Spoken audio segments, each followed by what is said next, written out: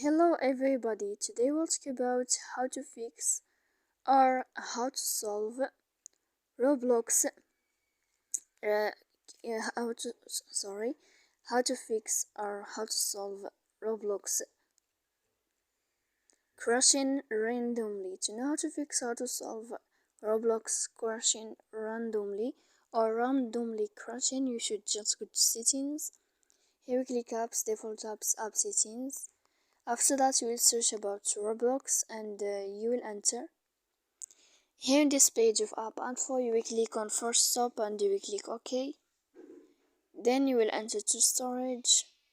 Here in this page you will click on clear cache, and in the end you can turn off your phone as you see. So please don't forget to support us by like and subscribe. See you next time in another video, and thank you for your attention.